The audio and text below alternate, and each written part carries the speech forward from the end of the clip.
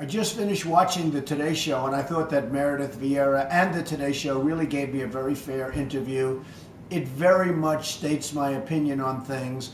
I hope you can all watch it or you'll get it. But it just aired. I really thought they were fair.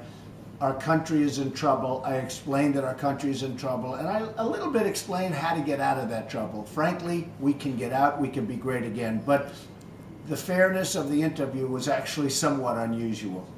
Someone tweeted in this question: what would I do about creating more jobs and bringing the ones that we've lost back to the United States? Well, the first thing I do is start talking with other countries because they're taking our jobs, whether it's India, China, Mexico. You look at what happened with NAFTA. It's a total disaster. They've cleaned out New England. New England has empty factories all over the place that used to be thriving.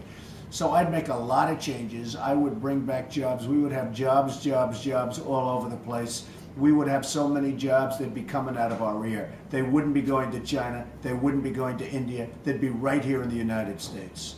Another tweet is, what was a hard lesson for me to learn in the business world? Well, there have been many hard lessons. I mean, you have to learn from failure. It's not always going to be perfect. Hopefully they're not wars. They're just little skirmishes because, frankly, you're always going to have some losses. The big key with losses is you have to learn from your losses. Don't let it happen again. So don't lose the war. Lose little battles at worst, but ideally just little skirmishes before you go into victory. But the hardest lessons to really learn for me, I hate defeat. I cannot stand defeat.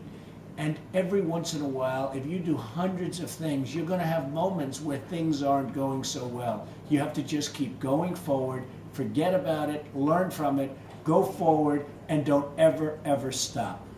A lot of people ask me, what is a great book to read? Being a little bit self-centered, I always say, go out and get Donald J. Trump's The Art of the Deal. It was the biggest selling business book, as I understand it, of all time.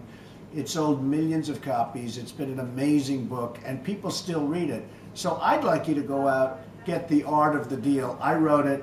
I think it's good. It expresses a lot of my attitudes. And you know, business is funny. If you were good 20 years ago, 10 years ago, or if you're good in 20 years from now, it never really is going to change that much. The basic principles will always stay the same. So many people are tweeting about, what do I have for breakfast? Now, sometimes I'll skip breakfast. I actually like skipping breakfast because, like everyone else, you always fight the weight. You fight and fight and fight.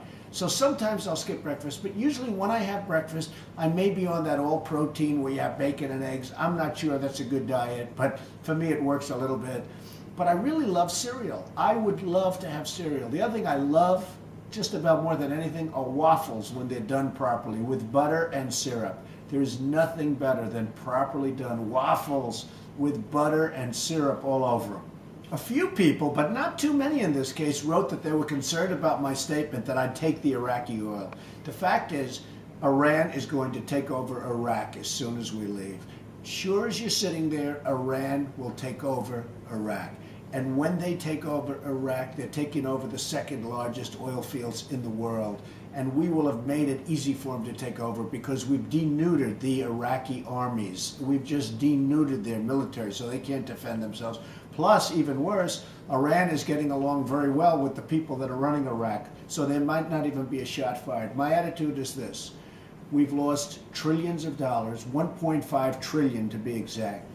We've lost great men and women, soldiers, great people, and we have wounded all over New York you see them, all over the country you see them, with no arms, no legs. Horrible, where they've just been horrible what's happened to them. So these brave men and women will have suffered or died in vain because we've denuded this country, and now all of a sudden Iran, our enemy, goes in and takes over the oil. So my attitude is, if Iran's going to take it over, and they will, 100% sure, we stay there and we take over the oil. We won the war. In the old days, when you won the war, you stay in the country and you have it. To the victor belong the spoils. We take over the oil. We take care of Iraq. We give them some of the profits, some of the money. We keep some of the money. We pay Britain back. We pay the people that have helped us back, the countries that have helped us back. But we take over the oil. Don't let it go to Iran.